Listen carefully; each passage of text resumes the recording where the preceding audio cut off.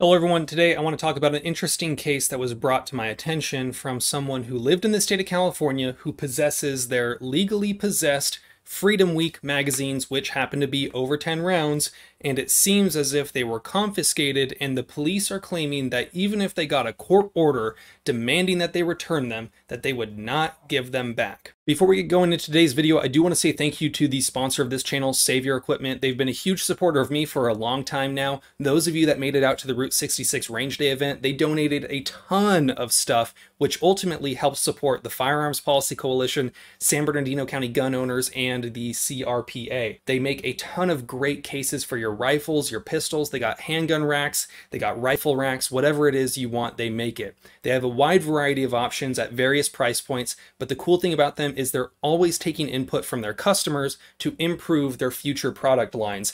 And I love having the support of companies that truly value the Second Amendment and put their money where their mouth is. The amount that they donated that helped the raffle, that helped raise $10,000 for the Second Amendment, their support has been huge, and I'm so thankful to have a company supporting me that values the 2A as much as I do.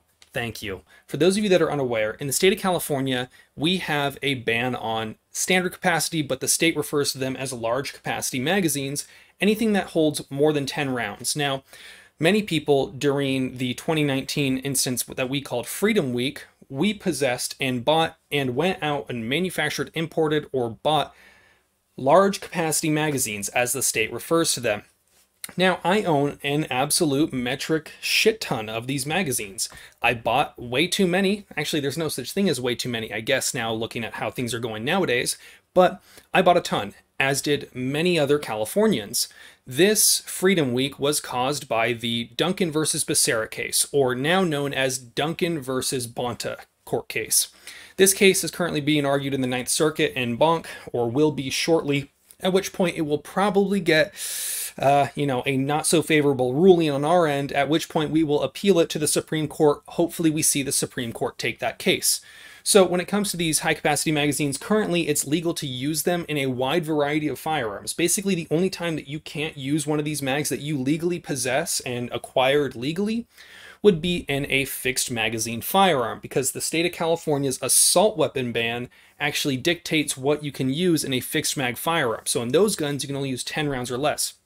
But that's left many people with a ton of AR mags that they use in their featureless or registered assault weapons, or in their handguns that might hold 15, 30, 60 rounds, whatever it is. If it's over 10 rounds, it's still good to own if you legally acquired them.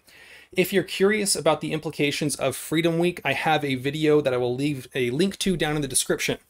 But this leads us to the topic of today's video. This man, who was actually brought to my attention by a guy named Walt Anderson. Walt is a friend of the channel for a long time now. He makes videos on YouTube as well. I've been a big supporter of him and his projects and what he does. If you're into the whole philosophical debate and arguments and that kind of thing, I think that's definitely an interesting account to follow.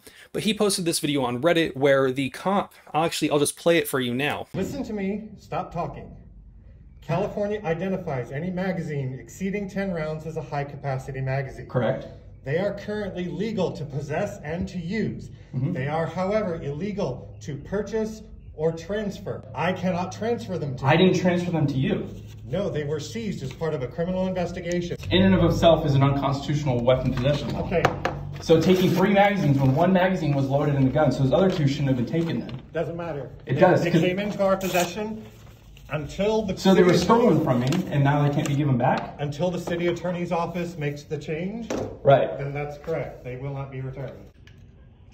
Okay, so if I get a court order that says that my magazines are allowed to be returned to me, you would not return them? Correct, because A judge rules on it saying that I can have my magazines that were unlawfully taken from me, you would still say no?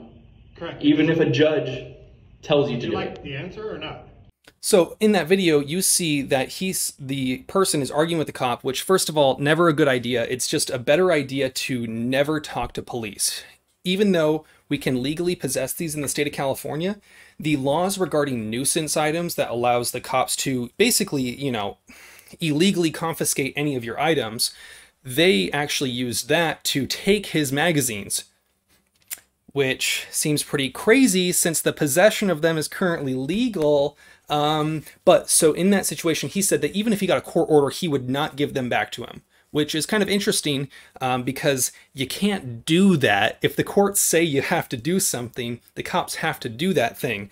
I think this is a good example for all of you right now to recognize, while individual cops that you know might be pro-2A and pro-gun, as a whole, the institution and the government is supported by police, and many police officers will continue to uphold the unconstitutional laws that have been put in front of them to enforce.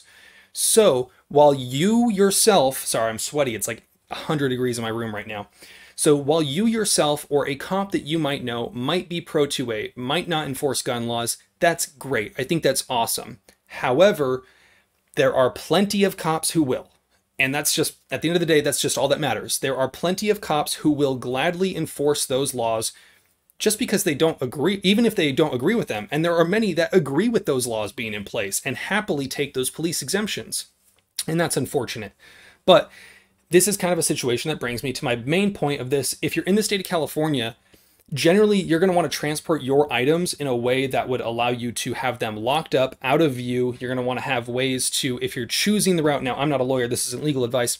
If you're choosing to go the route of non-compliance, you're going to want to make sure that you have ways to make your firearms compliant in the event that you are out somewhere and you get stopped.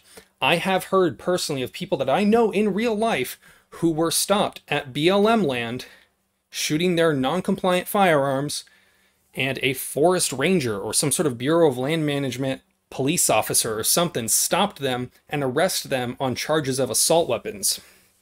Not exactly a chill thing.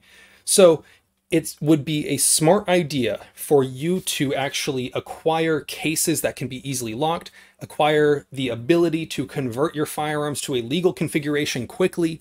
That would probably be a good idea. Now, again, I'm not a lawyer. This ain't legal advice. Shallnotcomply.com. I got a link to my merch down below that you can buy shirts if you're into that kind of thing. But this is just kind of an eye-opener for me, and I think a lot of people, because many of you might think, oh, you know, hey, like I got my Freedom Week mags. All the cops know about Freedom Week mags at this point. There's no date stamps that would make this indicate that it's illegal. So what's the deal? Well, the deal is that some cops will still enforce laws that are currently not enforceable. And they claim that they would not give them back even if legally demanded to. I don't know, man. I'm not really super anti-cop, but I'm aware of the fact that cops are people, and some people are anti-gun, and some people have put themselves in a position of power over us. And is that right? I don't think so. So when it comes to this, if you have your magazines, you're going to want to make sure that you have a way to maybe not get caught. Choose where you shoot, choose how you shoot, do what you think makes you comfortable. Understand that living in the state of California, owning guns and taking them out to public ranges comes with an inherent risk that you might run into that cop that loves gun laws. At the end of the day, you guys know the drill. Have fun, be safe, stay dangerous. Peace.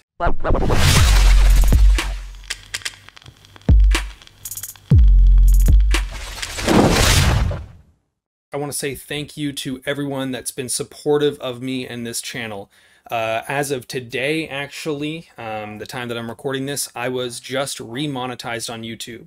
Some of you might not have been aware that I was actually demonetized about a full month ago, and today I was able to get that back. I'm super excited to have that back because it gives a lot more freedom within this channel to do a lot of stuff. Makes everything a little bit easier for me financially to constantly be making videos, upgrading my equipment, and just continue to make this kind of content for you guys.